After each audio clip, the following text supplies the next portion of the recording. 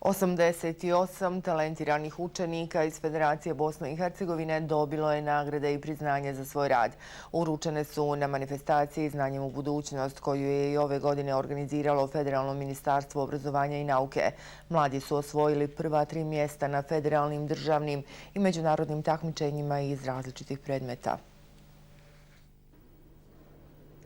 Emina Huskić ide u 1. razred srednje muzičke škole u Sarajevu. Na federalnom takmičenju iz klavira osvojila je prvo mjesto u svojoj i starijoj kategoriji. Predstavljajući našu zemlju na međunarodnom takmičenju u Italiji, osvojila je specijalnu nagradu i zlatni pehar. Ljubav prema klaviru i muzici javila se još od malih nogu, priča ova 12-godišnjakinja. Da sam išla u vrtić, upoznala sam jednu djevojčicu čija mama svira klavir, čija mama je profesor klavira. I kad sam došla kod njih kući, ona nam je svirala i tada se pobudila želja u meni za klavirom. Tada sam krenula u muzičku školu i na svom prvom takmičenju, kad sam osvojila drugu nagradu, pobudio se u meni takmičarski duh. Željela sam pokazati da sam ja zapravo ta koja je najbolja. Emina je jedna od 88 učenika osnovnih i srednjih škola iz Federacije Bosne i Hercegovine koji su danas dobili priznanja i novčane nagrade za dobre rezultate na federalnim, državnim i međunarodnim takmičenjima. Među najboljima je i učenik Tursko-bosanskog Sarajevo koledža Amer Ajanović. Prošle godine sam ostvario drugo mjesto na državnom takmičenju iz fizike i prošao na olimpijadu iz fizike na Tajlandu. Jedno nezaboravno iskustvo. Pa puno znači i meni, vjerujem svima ostalima, zato što ovo je jedan vid promovisanja i nas mladih u državi, a svima mislim da puno znači za dalje školovanje. Ovo je 4. put da Federalno ministarstvo obrazovanja i nauke nagrađuje mlade. Do sada su to bili samo oni učenici koji su osvojili prva 3 mjesta na takmičenjima iz matematike, fizike i informatike, a od ove godine i iz ostalih predmeta.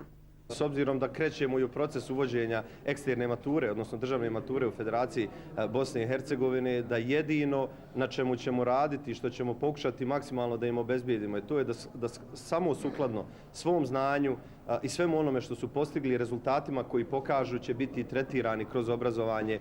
Na manifestaciji Znanjem u budućnost dodijeljene su i zahvalnice nastavnicima, profesorima i školama koji su pomogli mladima da ostvare uspjehe. Koliko djeca mogu biti sjajna i ponos i zajednici i roditeljima pokazala je današnja manifestacija Znanjem u budućnost. 88 najboljih učenika dobili su priznanja za svoj trud. Da postoji svjetlo u svakom tunelu i da nije sve tako sivo u našoj državi, dokaz su ovi mladi puleni. Ovdje je 88 učenika koji su nosioci jednog od prva 3 mjesta kako na kantonalnim, tako i na olimpijskim takmičenjima. Ambicijama i željama nije kraj. Moja najveća želja je da poslije srednje škole odim na studiji negdje van države, gdje mogu da se kvalitetno školujem. Kvalitetno znanje postoji u našoj zemlji, ali u sjeni je mnogih negativnih pojava u obrazovanju, kao što su mito i korupcija.